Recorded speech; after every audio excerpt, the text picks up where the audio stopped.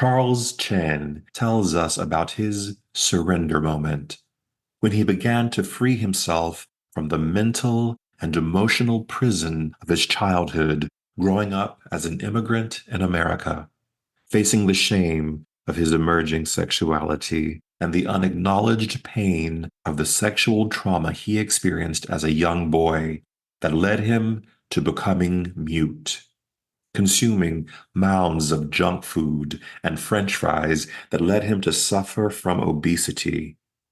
The surrender moment when he moved from a life of numbness and standing stuck at closed doors, unaware of the opportunities to live that he simply could not see, to a life where he could boldly claim that we are all divine vessels, here to be used in service to other people by showing up as the highest versions of ourselves.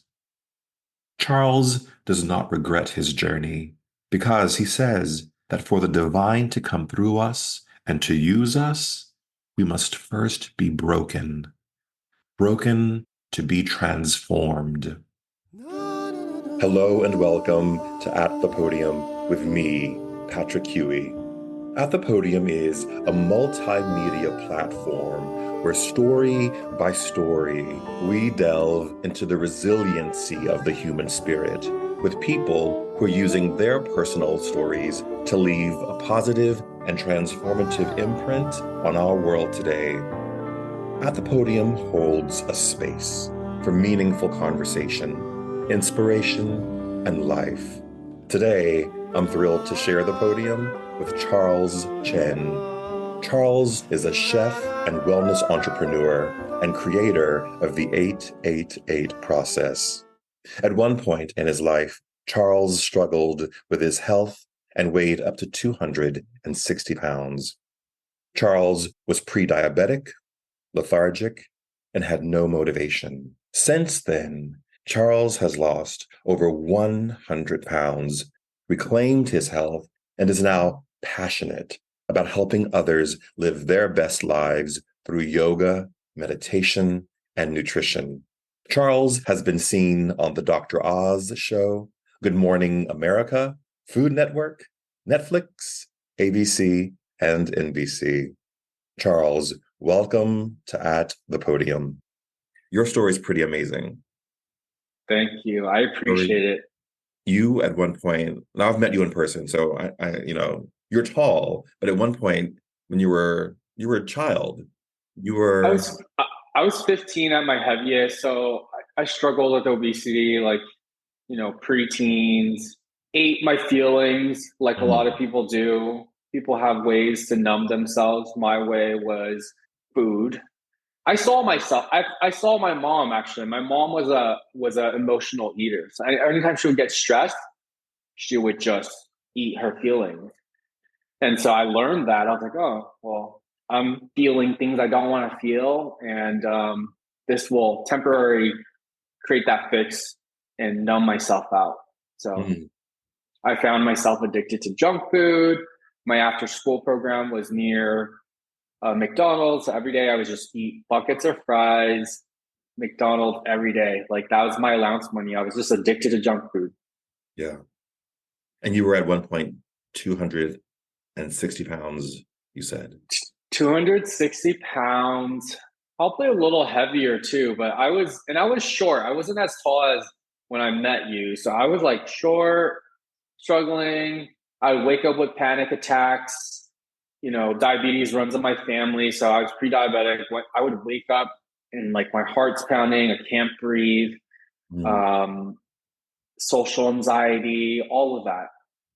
So what And was causing you to what were the feelings that you were eating the fries to sort of bring down? yeah, so I was born in the US, but then I was raised in Taiwan until age 7, and then I moved here at the age of 7, Mandarin being my first language.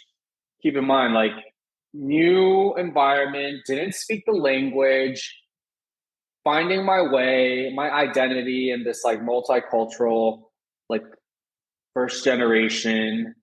Um, yeah, just learning a whole new way. And I was also dealing with my sexuality. I think I was very confused, a lot of shame. My father, not really being in the picture, parents divorced. There's just a lot of things going on at home. And so I just found my way of eating my way out. And I was like, like, and also looking back, also dealing with sexual trauma like at an early age. And I don't talk about this a lot, but I talk about it because I think it's very powerful because a lot of people struggle with it and they don't talk about it, especially men. And as I open up about it, more people open up to me. I'm like, oh, wow, like this is definitely a conversation that must be talked about. And if you believe in the chakras, there's 7 different chakras. The sacral chakra is your confidence, your discernment, your boundaries. And it was connected to my throat. I would hold in the truth. I'm naturally very intuitive, always been when I was a little kid. And somewhere, somehow, I spoke my truth and it wasn't received. And I felt like my truth didn't matter, kind of like Maya Angelou. And I just went mute. That was same time when I moved to America after the incident happened in Asia. And I just was lost, new language, and I just like stopped talking. I just like my mom would get called, to the school, like, hey, your son's not talking, like what's going on? Because I was traumatized. I was numbing. And so that was my way. And at what point were you able to say, what was that spark that You that just yeah, enough? I feel like you have to fall off enough times until the pain is unbearable and you're just like, I am tired of this. And I think even when I'm working with clients, I have to see that there is a level of being broken open. Like you're at your rock bottom. I think rock bottom, a lot of people think is a bad thing. I don't think necessarily. I think it's a very beautiful thing because it's a catalyst for transformation. We must be broken open for the divine to come through because you're Mm. acting out of your ego for so long. And so when you can be like, I am done with this, I surrender. I was on my rock bottom. I at the age of 15, sitting in front of my TV, just numbing myself with television and stuffing my face with truffles. I remember this ball of like foil was like piling up because I was eating so many truffles that to the point that I was like, oh my gosh, I feel sick. And I was like, there's got to be a better way. Had no energy. All my friends were outside playing, and I was like, I can't keep doing this to myself. And a voice came in to my head, and I was in a surrender moment. And I think we all have these quiet whispers that come to us when we're still, but a very clear voice came into my head and it was like, if you transform your life, you can help other people. And so, till this day, yes, my medium might shift the way that I express myself, but that intention carries me through is that if I can heal myself, I'm going to help as many people as I can and teach them and guide them and give them the resources and help as many people as I can. So I hit my rock bottom. I was like, okay, I got to do something different. There's got to be a better way. And I was praying, and a voice was like, okay, like if you heal yourself, you must help other people. And so that's kind of like how I started everything. I started eating healthier, going to the farmers market, started cooking my own food instead of eating all this junk and processed food. And I started healing my body, getting more in tune.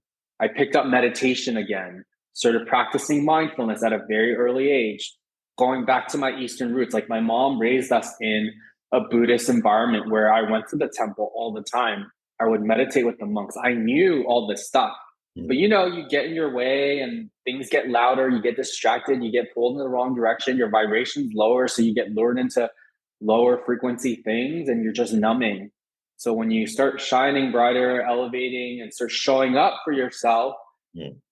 I started to feel good. I started to have more energy. I started walking in my neighborhood. I just remember though, like I was so committed. I was like, one thing at a time. I was like, I'm gonna heal myself. Mm. Oftentimes, when people start to change, people leave or people push back against it. Did you experience that? And if you did, how did you manage that? Oh, for sure. I feel like people get uncomfortable because they're also comfortable with you being a certain way. Mhm. So when I wanted to start eating better, a lot of my friends would look at me like, "What? You're not going to eat junk food with us? Like, what? What are you doing?" But I had to protect that. I was like, "No, feeling good and my health is priority." And my mom was open to it. And I started offering myself to be like, "Hey, mom, instead of taking takeout, can we go get groceries? I'll cook. I'll learn how to cook. Like, I'll cook for us." And so I started, that was my act of service. Like, cooking was a way for me to show my love for other people. So, like, when we talk about love languages, that was my act of service. I was like, mom, a single mom, working a full time job, going to school, getting her master's.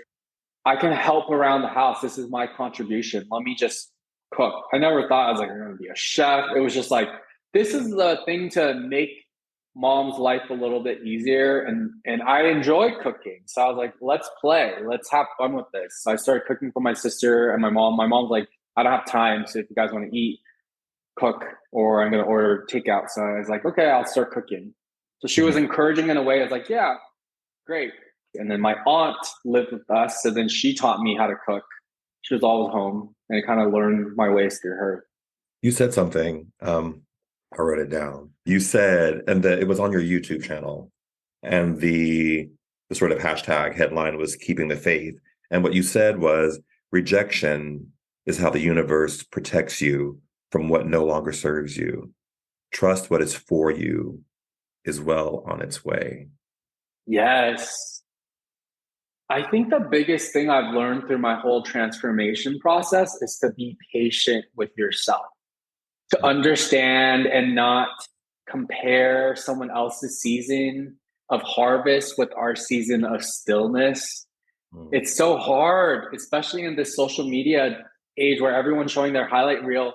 It's so hard to not compare. But when you get still on a daily basis, you no longer compare and you recognize that there's a higher power, a divine orchestration, like when the right time to meet someone, the right time to take a certain opportunity. And even at the UPS or like people you bump into, I think every interaction is a divine interaction. So you might meet people to learn certain lessons and even rejection. Sometimes you're like, oh, I really wanted this, but why didn't I get this?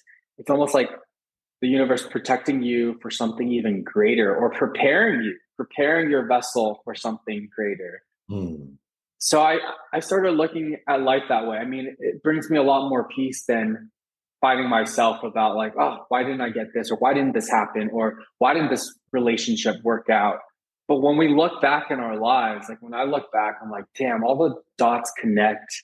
The right people were there to teach me specific lessons. I didn't get that job opportunity and a better opportunity arise. Sometimes we're so stuck at the closed door we can't see the door that is literally open waiting for us. Like, Mm. because we keep wanting to go into doors that we're not welcomed in. There's a door open literally with your name on it, waiting for you. And you're so stuck at that door. So that's why I'm like, okay, let it go and then surrender. And when I'm in a moment of frustration, and we all do, I let myself feel the frustration and then I let it go and I come back to prayer and be like, okay, universe, like you have a greater plan and you know better than I do. So do you like show me and show me the magic, show me what you're here to do, like, and then it becomes more fun and playful. And the universe has comedic timing and is very funny, we'll do things you're just like, oh my gosh, this is so funny, like, of course, right? So then now I just kind of like laugh at it. I'm like, okay, didn't get the opportunity, it's okay, moving on. When you think about, the truffles and the fries and the choice you made to say, okay, we're going to do different, and you walk onto the set of the Dr. Oz show, or you walk onto the set of Good Morning America or your show on Netflix, what are you thinking? Honestly, I will say this, I am a big vision board, law of attraction, visualization person. Before I even transform my body, I visualized how I felt. And maybe I didn't even know it at such an early age. but I tapped into the feeling. I tapped into like, oh, how do I feel in this new body? What is the energy I exude? I feel confident in my skin. I feel safe in my skin. I feel loved. I feel cherished. I love myself. I feel energized. And so I started creating vision boards at a very early age. I was that kid watching Oprah after school. I was obsessed. And I will meet Oprah. I tell all my friends, I was like, I've already seen it. I know what she smells like. I know what I'm wearing. I know we're picking, fruits and vegetables at her garden and we're cooking together. Like, yes, I see it, right? And so vision board, I think I learned from her and I started creating my vision boards. I started like cutting little things and putting on a little poster. Yeah. And every one of those things have happened. And so I started creating digital vision boards on my phone. I have one now, literally on my phone. Oprah's on there, but like create it so you see it every day. Put it on your desktop. And I would meditate and visualize, again, coming back to the feeling. How do I feel when I'm on the show? Or when I moved to New York, I didn't know anyone. And I said, I'm going to get on Food Network. I didn't know anyone. I moved in the middle of winter. And 2 months later, I got a call from casting director. I was like, but I remember going to Chelsea Market. I was like, oh, I think this is where they film Chopped. Oh, And just like manifest. And I'm on the set. And so when I'm on the set, I'm so present, but it feels so right because I've been prepared. So I always say, start showing up as the highest version of yourself, showing up as that future self, tapping. The easiest way to tap into that is by tapping into the emotion. How mm, do I started carrying myself like I am that person, and what are the habits that this person has that I'm not showing up as right now? How can I cultivate these? How can I become excellent at what I do? How can I hone my craft? How can I work when everyone's outside partying? Like, I just want to make sure that I am so prepared. Oprah always says preparation meets opportunity equals luck. And so I'm about to hit my 10-year mark of being in the industry, and they're like 10 years, overnight success. And I was like, the amount of dues I paid doing free events, working with Whole Foods, doing live events, I was like showing up every single day. Maybe the money didn't make sense, but at the time I was like, this is my service. And I always went back to that as we're here to heal ourselves, but also we all have specific God-given gifts for that is uniquely to you and your soul purpose. And when mm. you start healing yourself and you tap in and start understanding your self-awareness, understanding, oh, I have specific gifts that I'm naturally good at and I never thought I would monetize on this, share it. That's planting your seeds of your karma and planting your seeds of dharma, like what you're here to share. And so I just started sharing and not realizing, going back to the dots connecting backwards, that all those live events prepared me for live television. Oh, So yeah. when I was on Dr. Oz, I remember the first time, which people would have been overwhelmed. They don't understand like the amount of cues, and then the live audience is going on. It's a medical show, so there's medical terminology that you cannot screw up because of legal problems. And so they're like camera one, camera two, okay, audience, and they're like, welcome Charles Chen, and it's like stimulation overload. But because I spent enough time visualizing how it would feel, I felt so at ease. And there's a prayer that I always come back to before I do anything, starting from my live events. It's like, use me wisely. Comes from A Course in Miracles. I might butcher it, but it's like, use me wisely. What will you have me do? Who will you have me meet? And how can I best be of service? When I'm in my own way, I say this all the time. When I'm stuck in my own way, like, oh, I'm so annoyed that this didn't happen, I come back to this prayer. We're vessels for the divine. And when the vessel is purified, the universe picks vessels as channels to deliver the message. All the messages are the same. We can say the things a million times, but it's all bringing us back to love, unconditional love. And so your service is a way of giving. So looking back, when I'm there, I'm just present and I was so prepared. Like the muscle was already exercised. So by the time I was there, I was like, let's go. Like, Mm. I'm so excited. I was like, yes. And I remember Dr. Oz, my first on the show, he just like leaned over. It was before we started filming, and he was like, "Hey, kid, just have fun." And I did. I had so much fun. And he reminded me, and like, and even going on the show multiple times, like, he remembers your name. I was like, you have to remember all this scripts and all this stuff, and you remember people's names. I was like, wow. I was like, he definitely made me feel seen. I was like, I want to be that for other people. Like, remember how they make you feel, but also like remember names. Like I was like, you can be better at this. But just the little things. And I just like enjoy every moment. Yeah, there's a lot of waiting. And then one time I was on the show, and then uh, we were in our dressing room, and then the producer comes over. I was like, oh, yeah, you're going to be on the show with Mel Robbins. And I was like, what? And that was law of attraction. I was like, I'm going to meet Mel. Like, I don't know when. And I was like so intimidated because she was like around a huge entourage. And I was like, okay, 5, 4, 3, 2, 1. I'm going to go up to her. I was like, oh my gosh, Mel, you changed my life. And she was so sweet. But just those little moments, I was like, like, don't be scared. Like, live fully and be Mm. in the present. And I just enjoyed every moment. Yeah. What is your present like when you look in the mirror now? Who do you see? Yeah. I see courage. Something that I always like will come back to when I work with my inner child is like, I love that you never give up. And I commend myself for that. I was like, you keep showing up. And I was like, I was like, I want to applaud you for showing up. And you're kind and you care. Sometimes it's confusing because I definitely feel like I was like, I'm on from another planet. I was reincarnated into this world. And I'm like, sometimes I'm like, I just want to go home. Like, what am I Yeah, doing here? Am I yeah. speaking a different language? But then I realized I was like, I'm not here to fit in. You're here to be the highest version of yourself, shine as bright as you can, and share the gifts that were given to you. And everything else is secondary. And Mm. then when I remind myself of that, I'm just like, oh, yeah.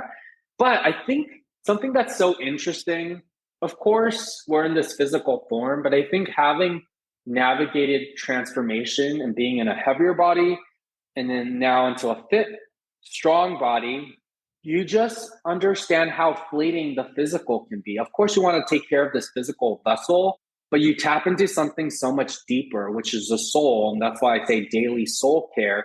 The soul transcends, and even if you transition out of this dimension, is always with you.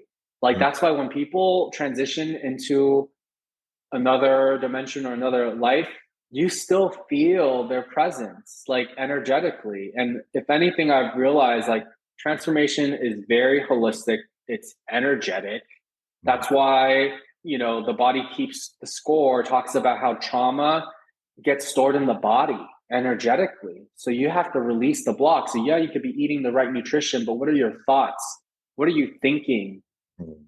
Can you be with your food? Can you digest? Can you give gratitude? So I started talking about, and this is a unique perspective. When I first started in food, I wasn't just sharing recipes. I would talk to people about how do you eat? Mm. Are you in a state of rush? Are you in a state of anxiety? Are you judging yourself while you're drinking this green juice and eating a salad? Because that's unhealthy, right? Letting go of the negative self-talk and bringing the compassion back. Do you still struggle with weight today? Or I had to be very strict at the very beginning where it's like, no, don't touch those fries. I love my French fries. And I yeah, eat it and I'm in bliss. I just do everything in moderation. yeah. But I also am in tune with my body. So the intuitive eating, listening to my body, does my liver need extra care? Just, touching my heart and my belly and just tuning in is like, what is it that I need today? Should I lean away from too much sugar? Like listening to your body. It's so in tune. Our bodies are miraculous. And if we give it the time, it will heal itself. And usually it's us doing too much. So I always edit and I say, it's not about all the things that you're going to add in, but it's what like you take out. Just coming back to basics, essentials. I'm glad you said that. Because on your website, you say in all caps, you say, don't be afraid to change. You may lose something good, but you may gain something better. And Yeah. I'm curious what you've had to give up or lose to have this incredible, and I'm not talking about the appearances on television, but I'm talking about the incredible life that you have today. So, what did you have to lose, give up to have this life? Yeah, I think it goes back to what we talked about, like the internal thermostat. Hmm. When we update the system, I call it upgrade the programming. Just like you update your phone, do updates, you need to do an internal update because sometimes we're running on old programming that is not serving our highest good. So checking yourself to be like, is this belief system actually true? Is there any valid points here? Can I lean in with curiosity and what if I tried a different approach and you feel very uncomfortable? So the letting go is like letting go of relationships, letting go of thoughts, letting go of anything that's just weighing you energetically down. It could be certain foods, certain family members, certain friends. I think a lot of times people think loyalty is about how long you've known someone, but no, it's like every season requires a different version of yourself, especially if you're elevating. And it's okay. You can send people love and just create distance. And just because we can't control how other people show up, if they're not committed to their growth, you can limit your time spent with certain people and you can create healthy boundaries and discernment and lower your expectations so you don't continue to hurt yourself.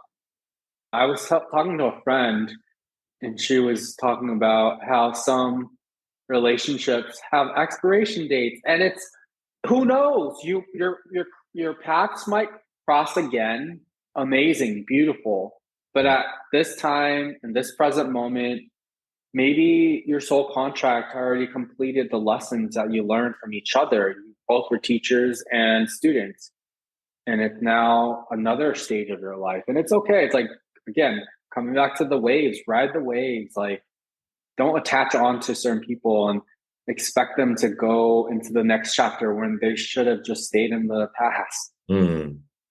You don't talk about fear. Give me a question. But a lot of the, I've talked to a lot of people on this show, and a lot of times we talk a lot about fear and how fear is it's the great restraint, right? Or it's the great catalyst for a lot of bad stuff sometimes. But in your work, you don't talk a lot about fear. That's interesting. That's the first time I heard it. But I mean, I navigate and I think about it because I think maybe I use a different word because like resistance is fear related. But one thing that I always come back to whenever you're in a transition, you're going through something, I always come back to the intention. One great teacher said to me, don't move in chaos, move from Mm. stillness. So anytime I have to make a very dramatic life decision, I come back to am I grounded in love or fear? Because there's either or. And if am anxious, I don't make any decisions out of fear. I try not to. I'm aware of it. Of course, I probably have, but I know that any decision made out of fear will only amplify more fear. Mm. A miracle is a transition from fear to love at any given moment. So at any given moment, when I'm feeling fear, I'm just like, okay, I feel the fear.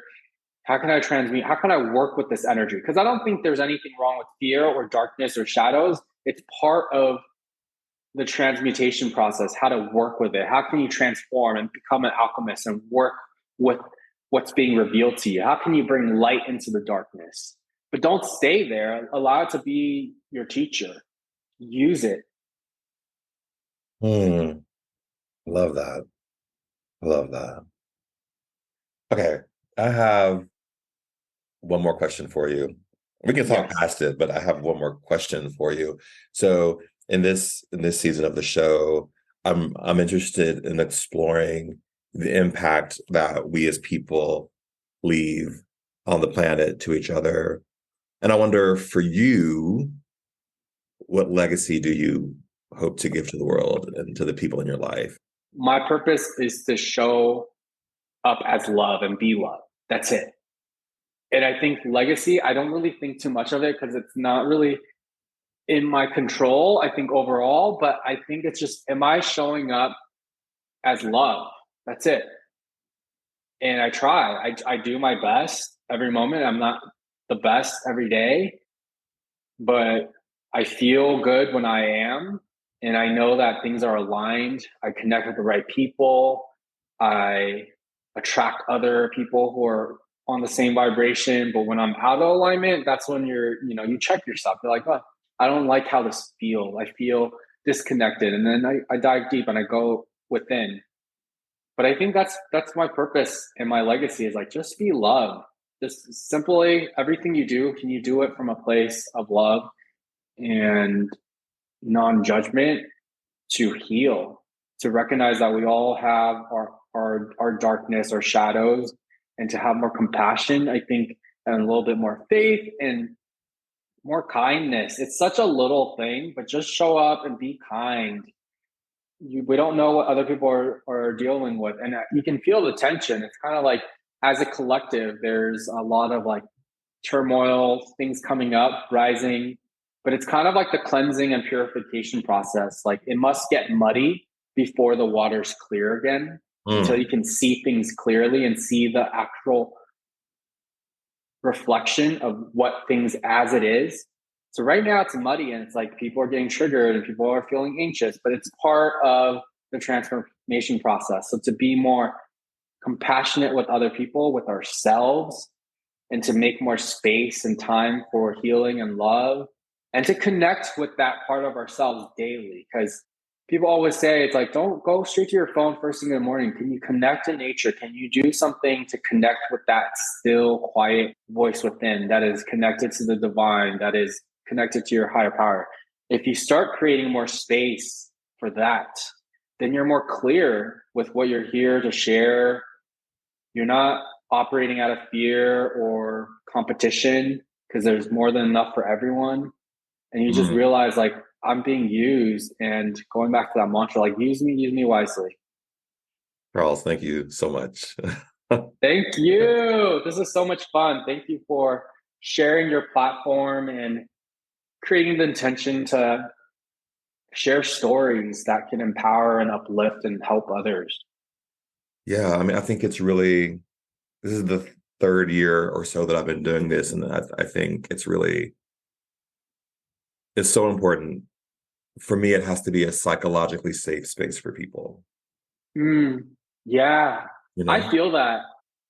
For people to go deep, I think about that when I do events and when I hold space for other people. It's like, is this a space where people feel safe? Yeah. Because you won't go as deep, you won't feel vulnerable enough because there are walls that have been built up for years. And for those things to melt away, you have to know that you're in an environment that you can go there and there's no judgment. And, you know, Yeah. so that's why I think the love and the compassion is like so much more needed nowadays. It really is. It really, really is. So I'm grateful to you, Charles. Thank you. Thank you so Thank you. I can't wait to much. share. Thank you. Yes. Anything you want to share? You've shared a lot. What do I want to share? Honestly, I'm in this season.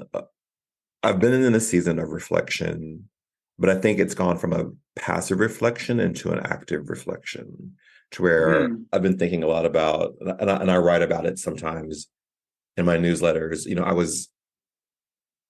I was really bullied growing up, and I think so much of who I am today was defined by that, where Hmm. I don't let people mess with me. Don't mess with me. You Yeah, know yeah, what I yeah. mean? But you can't walk into situations like that all the time Yeah, because yeah. not everyone's messing with you. Even if that's your perception of what's happening. So I think I've been thinking a lot about, how do I not respond in the way that I'm used to responding to things just because I've had this experience in my life. And how do I forgive feels like a strong word, and maybe it is the right word, I don't know, but also how do I let that go and let that be? It's a very it's all Yeah. cyclical though, because in my 30s, I was like, oh, I've dealt with that, I've done with that. And now I'm like, well, maybe I didn't behave so great sometimes because I was like talking to a person who wronged me when I was 13 or said this about me, or it requires a lot of being present in the moment and choosing to make different decisions. Yeah. You choose to be and behave and But I love, like you said, like all this self reflection helps you understand people so much more. Because I think one thing that I ask is like, I would think about other people's childhood and like try to put myself in their shoes. Like, why would someone bully me and show up? That means someone's doing that in their life. And this is where ending and healing generational trauma is like, no, you don't have to continue that. When you choose a healing journey, you don't have to show up the way that other people show up. And you don't have to continue to hurt people. You can choose, and it requires more work and more, like, so much radical self love that when someone's screaming at you and acting out, I'm like, that's not my shit because I checked in with myself today. I'm feeling pretty good. yeah. They're not having a good day. Let me not take this personally. And that's very hard. You know, the four agreements, like, don't take anything personally, don't make any assumptions. I'm still working on those today, but it's like, and when I have that moment of stillness in during the mornings, and then if something were to happen, I pause, I create space. I used to like will react right away. I now just pause. Or if I feel like I can't respond in the right way, I remove myself from the situation. And I'll be like, hey, I'm going to take a moment. Let's talk about this. But I just feel like nothing good is going to come out because I'm still in my emotions right now. Let me regulate I know what I need to calm myself down, and let's have an actual healthy relationship. Well, let's talk about this. Because if you saw fighting, all you would like scream, you would just keep escalating and amplifying it. And then you feel like shit afterwards. And then enough times you're like, that's not the way to go about things. Yeah. And so when you can still yourself and collect yourself and calm yourself, then you come back to the situation and you're like, wow, okay, someone's really acting out. Maybe there was a word or something said that triggered their inner child and they're acting out. And it's not about the situation anymore. It triggered something that brought them into another space.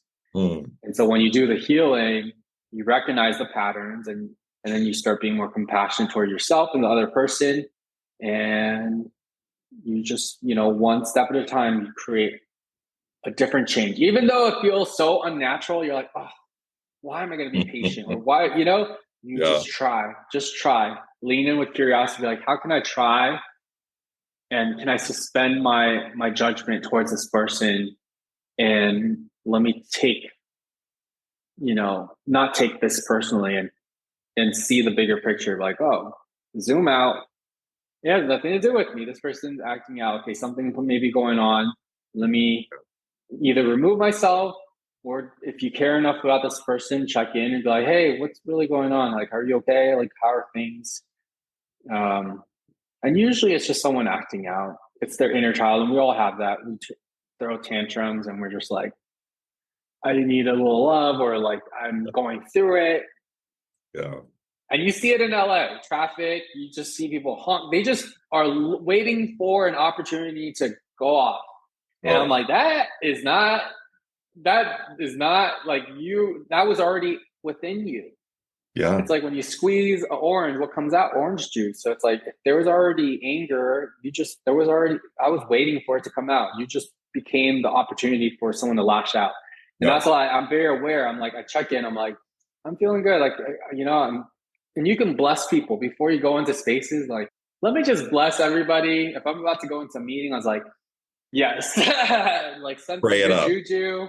Pray Yep. it And I'm up. like, I carry my sage, my Palo Santo in my car, especially when I'm driving. I'm like, calm down. And I play some meditation music.